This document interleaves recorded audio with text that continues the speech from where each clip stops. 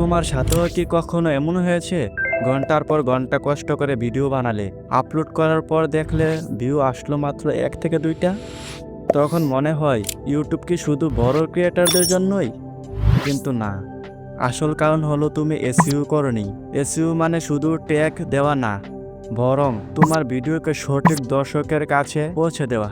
আজকের ভিডিওতে আমি তোমাকে 2025 সালের জন্য বাংলায় একদম এসইও টিপস শিখাবো, যা করলে তোমার ভিডিও শুধু র্যাঙ্কই করবে না, তোমার ভিউ সাবস্ক্রাইবার কয়েক গুণ বাড়বে। ভাবো তো, একটা ভিডিও বানাতে 5 থেকে 6 ঘন্টা সময় দিলে, স্ক্রিপ্ট লিখলে, ভয়েস দিলে, এডিট করলে, কিন্তু অডিয়েন্স পেলে না। এটা কি শুধু তোমার সাথে হচ্ছে? না, বাংলাদেশের হাজারো ছোট ইউটিউবারদের একই সমস্যা। কিন্তু সুখবর হলো এসইও জানলে গেমটা বদলে যাবে। আজ তোমাকে আমি শিখাবো 6টা সিক্রেট পয়েন্ট, যেটা দেখার পর তোমার ভিডিওতে যদি অ্যাপ্লাই করো, তোমার ইউটিউব চ্যানেল 90% গ্রোথ পাবে। লাস্ট পয়েন্টটা খুব ইম্পর্ট্যান্ট। Step 1, keyword research. তুমি জানো তোমার ভিডিও কোন শব্দে সার্চ হয়ে আসবে?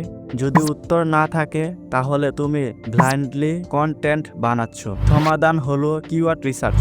বাংলায় সার্চ বাড়ছে দিনে দিনে। গুগল ট্রেন্ড, ভিডাইকিউ, টিউববাড়ি ব্যবহার করে low competition high searchable keyword খুঁজে বের করো। মনে রাখবে, সঠিক কিওয়ার্ড হলো তোমার ভিডিওর জিপিএস, যেটা দর্শককে খুঁজে তোমার ভিডিওতে নিয়ে আসবে। Step 2, title optimisation. এখন বলো তো, তুমি নিজে কোন ভিডিওতে ক্লিক করবে? ইউটিউব এসইও না বাংলা ইউটিউব এসইও টিপস 2025? অবশ্যই দ্বিতীয়টা, কারণ মানুষ প্রশ্নের উত্তর খুঁজে, আর টাইটেল হবে সেই প্রশ্নের সরাসরি সমাধান। ক্লিয়ার, সার্চেবল এবং বছরের ট্যাগ 2025 যোগ করলে দর্শক বুঝবে এটা latest. Step 3, description box optimisation. Description বক্সকে অবহেলা করলে ভুল করবে। প্রথম 2 থেকে 3 লাইনে কিওয়ার্ড দাও, এরপর লিখো তোমার ভিডিওতে দর্শক কী শিখবে। এটা শুধু এসইও না, দর্শককে আশ্বস্ত করবে যে তার প্রশ্নের উত্তর এখানে আছে।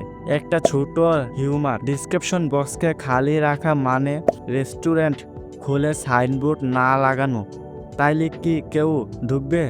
অবশ্যই রেস্টুরেন্ট খুলে সাইনবোর্ড লাগাতে হবে, তাইলে দর্শকরা বুঝবে এখানে কি কি পাওয়া যায়। তেমনই ডিসক্রিপশন বক্স।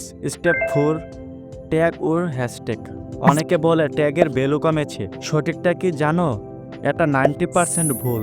ইউটিউব এখন ট্যাগ থেকে কনটেক্সট নেয়। তাই তোমার ভিডিওর মূল কিওয়ার্ড, ভেরিয়েশন আর লং টেল ব্যবহার করো। উদাহরণ, ইউটিউব এসইও বাংলায়, ইউটিউব গ্রোথ 2025, ভিডিও র্যাঙ্ক বাংলা, স্ক্রিপ্ট রাইটিং বাংলা। স্টেপ 5, থাম্বনেল ও সিটিআর। এখন একটা প্রশ্ন, ক্লিক না করলে ভিউ আসবে? আসবে না। এখানে আসে সিটিআর। সিটিআর মানে click through rate. Click through rate কীভাবে আসে? ক্লিক থ্রু রেট আনার জন্য তোমাকে অ্যাট্রাকটিভ থাম্বনেল বানাতে হবে। উদাহরণস্বরূপ, থাম্বনেল হবে bold and context colour, clear face বা আইকন সহ। একটা প্র্যাকটিক্যাল হ্যাক, টেক্সট 3 শব্দের বেশি রাখবে না থাম্বনেলে, কারণ দর্শক স্ক্রল করার সময় 1 সেকেন্ডের কম সময়ে সিদ্ধান্ত নেয় ক্লিক করবে কি না। Step 6, audience retention plus engagement. SEO শুধু ভিডিও খুঁজে পাওয়ার জন্য না, দর্শক ধরে রাখারও জরুরি।